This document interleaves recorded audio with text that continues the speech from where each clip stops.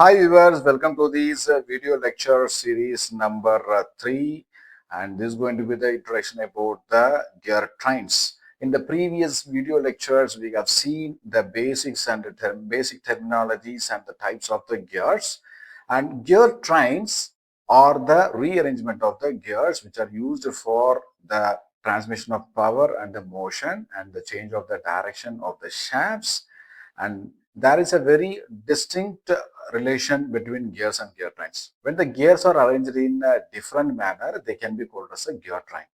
And gear train is all about the combination of gears. When a gear is attached to a shaft, that can be called as a gear set, whereas one gear set is attached or joined or meshed with the other gear set, it forms a gear train. So we have a few classifications of the gear trains here, which are used for the different kind of power and motion transmission between the shafts. Come, let us see one by one. So number one is all about the simple gear train, which is very basic type of the gear trains. So we all know that a gear attached to the shaft is called as a gear set, and when this gear set is attached to the another gear set, then this becomes a simple gear train.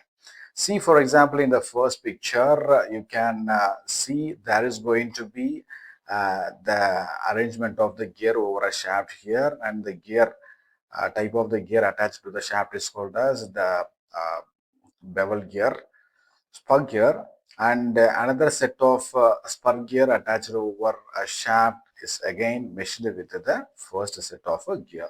Then the combination of these two gear sets are called as the gear train, a simple gear train, which means that one gear for one shaft and one gear for another shaft are combined together to form the simple gear train. And as you know, a gear train is always used to change the direction, change the torque, change the speed, or to transmit the motion to a certain distance to the another shaft. So this is taken care of by the simple gear train in a very simple means. So this is called as a simple gear train. And number two is all about the compound gear train. From the name itself, you can identify that one shaft that carries a number of gears over its periphery. See here, there are three gears attached to a single shaft, and all the three gears have a different diameter or the radius between them. So this kind of gear arrangement is called as a compound gear train. And what is the use of this compound gear train? It is very much useful if you go for the speed reduction. And for the speed reduction, you have to engage the input gear through the different output gears. And if the single shaft has a number of different sized gears, then it will be easy to convert the speeds, that is to reduce the speeds within a given space. Number three is all about the reverted gear train, in which the input and output shafts are perfectly coaxial, meaning this is going to be the input and this is going to be the output, and these two shafts are not single shaft, they are different shafts, that is not shown here. And when you want to rotate the another shaft which is coaxial, which shares the same axis of the input gear of the input shaft, then you have to go and attach the gears as given in this diagram.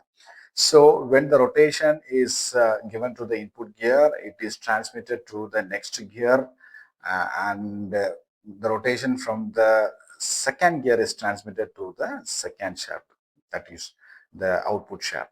So this way, the gears with the co-axis can also get the power transmission or the motion transmission. This is done by the reverted gear train mechanism. And if you see the epicyclic gear train mechanism, it's all about the arrangement of the sun gears, which are the central gears, and the arrangement of planet gears over the sun gears. As the name implies, the sun gear, it remains at the center, and it is also rotating with its own axis, and the axis of the sun gear is the axis of the entire planetary gear train here. And similarly, the planet gears have their own axis,